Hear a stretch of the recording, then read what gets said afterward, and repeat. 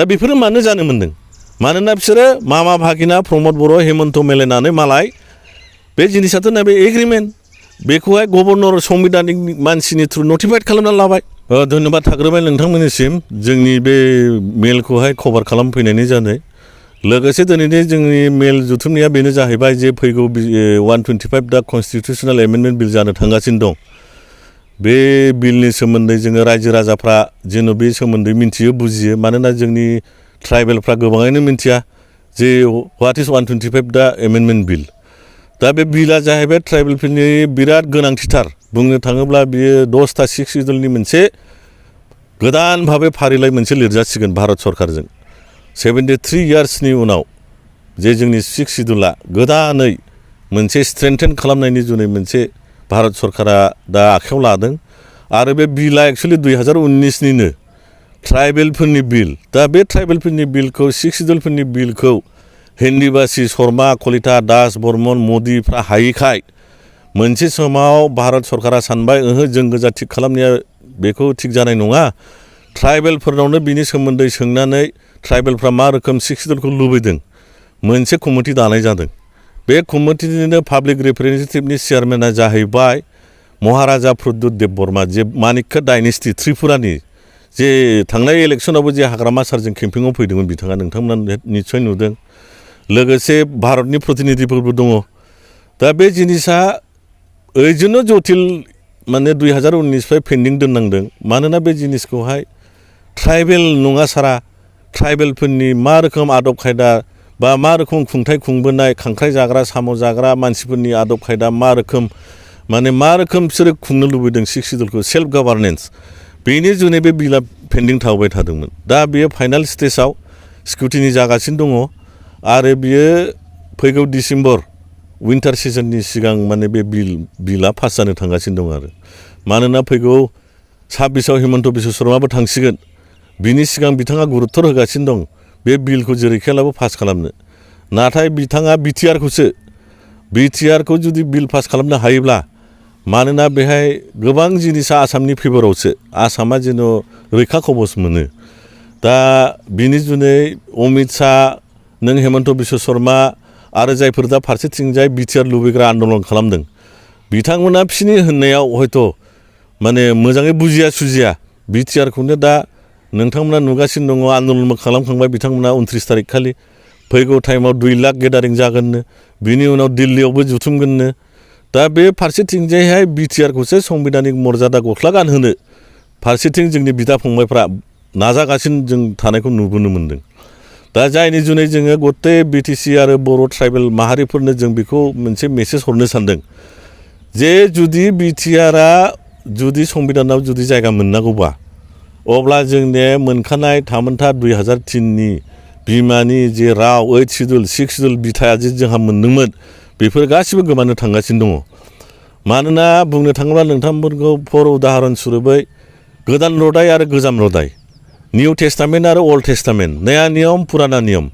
दा बिथांमोना होनगासिनो दं बै पुराना जाबाय गोदानखौ सोनांगौ जुदि गोदाना हाबोबा गोजाम रदायनि जेसेबां नोङो मसेनि दसाइग्या नुहुनि दैबाना लोमनाय आदमनि माने सुरु जाजेननाय बंसाबुलि बे गोदान रदाया जुदि आउट जायोबा बाव लिरजानाय जेसेबां जोंनि जे 6 सिडुल 2003नि जे जोंनि काउन्सिल बिटिसि बे आउट जानांगौबा बाव लिरफानाय दफा क्लजफ्राबो आउट थांफाबाय नोंथांमोना बेखौ बोरै लाखिगोन जायनि जुनै जोङो होनदों नोंथांमोननि बिटिआराव मा दङ जोंथ' नायजोब्बाय बिटिआरखौ जे बिटिआराव जेनेबा 6.2 दफाखौनो होनदो बिथांमोना होनो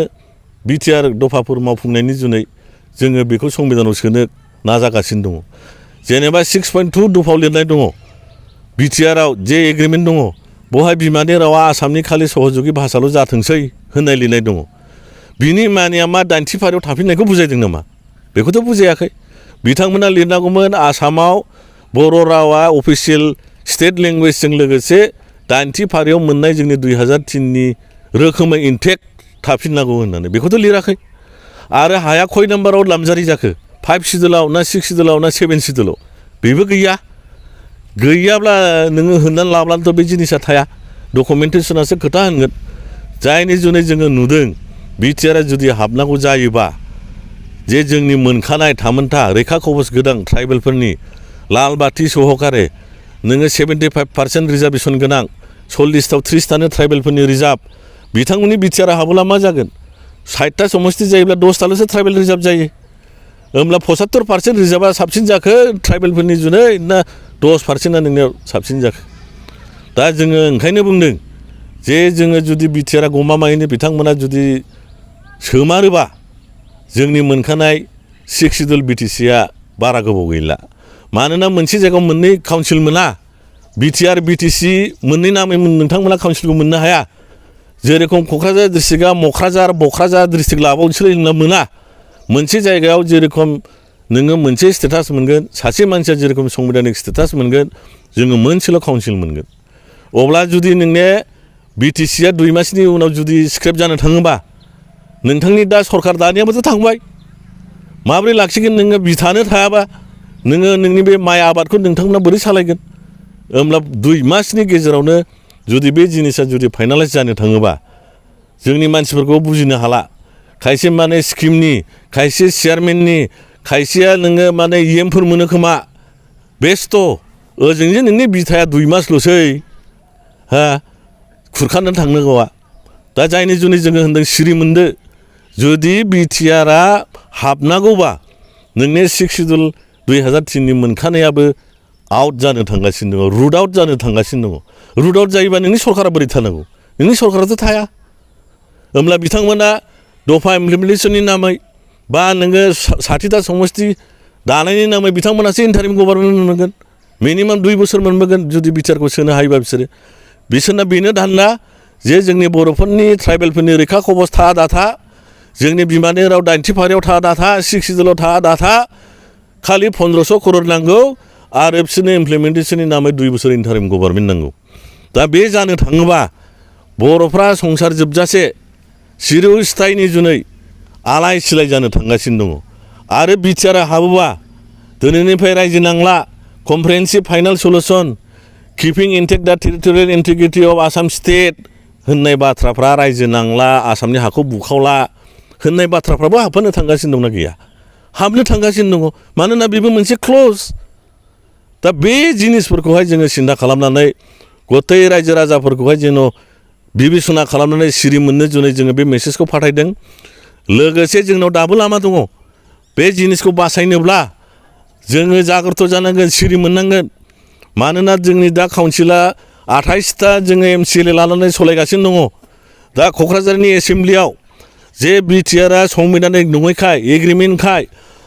जेरेखम जोंनि बिटिडिखौ खोमानानै बिथांमोना नटिफाइड खालामदों बिटिआर बे रोखोमैनो जोंनि क'क्राझाराव एसेम्ब्लियाव मोनसे रेजलिउसन लानानै जे दिनैनिफ्राय जोंनो बिटिआरखौ नांला होननानै जोंनो आगोलनि नाम बिटिडि बेखौनो जोंनो नांफिनगौ होननानै गभर्नरनि थ्रु नटिफाइड खालामनो हायो मानोना बिथांमोना सालाखि खालामना दिनैहाय नोंथांमोन नुनो मोनगोन अनेकथा जायगायाव दाबो बिटिआर दाबो खयथा जायगायाव नोङो सिफ होमब्लाबो सिएम लिरो अफिसियेलि दा बेफोरो मानो जानो मोन्दों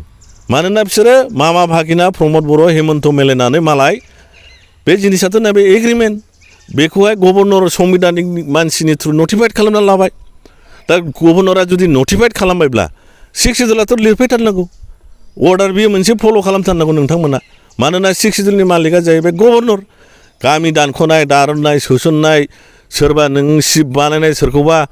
गासैबो 6 सिडुलनि पावारा जाहैबाय गभर्नरनावसो दङ सांबिधानिक दा ओंखायनो जों होनदों जुदि जोङो सिरि मोनाबा उइदिन दा बे मासनि गेजेराव जुदि नोङो नटिफाइड खालामनानै बिटिआरखौ होखाराबा बे जिनिसा संबिधानिक 73 इयार्सनि उनाव फारिलाइ गोदानै लिरफामलायनायाव बिटिआरआ हाबनो हासिगौ आरो बे जोंनि मोनसे रायजो मोननायनिबो लामा चान्स दङ मानोना जों होनदों बे टाइमावनो नोंथांमोना नमेनक्लेचाराबो चेन्ज जासिगोन जेरेखम बड'लेण्डनि जायगायाव BRO बर'लेण्डबो लिरनो हायो आलायारननि रायजोबो लिरनो हायो आर'नाइनि रायजोबो लिरनो हायो बा नोङो रोखोम रोखोम बर'नि जे मोजां इनक्लुसिभ सोदोब बेफोरखौबो सोनो हायो मानोना लिरफामलायनोसै गोदानै माबाफोर भुल जादोंब्ला सुद्राय लानानै लिरफामलायनाय होनो बेखौनो एमेन्डमेन्ट दा बे एमेन्डमेन्टआ बे डिसेम्बरनि उइन्टार सेसनाव फाइनाल जानो थांगासिनो दङ दा रायजो मोननायनि लामाया बेनो जुदि जोङो बड'लेण्ड टेरिटरियेल काउन्सिलनि एरियानि नामा जोंनि जे बिटिएडि दंमोन बे बिटिएडिनि जायगायाव जुदि इनक्लुसिभ सोदोब उदियासल डुवार्स बा नोङो आलायारननि रायजो बेफोरो जाहैबाय इनक्लुसिभ सोदोब बियो मोनसे एक्सक्लुसिभ मोनसे जाथि हारिखौ लानानै रायजो बिनाय बा अधिकारखौ बिनाय जाया दा जोंनि मानसिफोरा बे जिनिसावनो आन्दायनानै दं जों होनदों इनक्लुसिभ सोदोबल' सोदो जोङो 6-7 मासनि गेजेरावनो आलादा रायजो लाबोनानै दिन्थिगोन मानोना बेखौ खालामोब्ला आसामा जेनबाय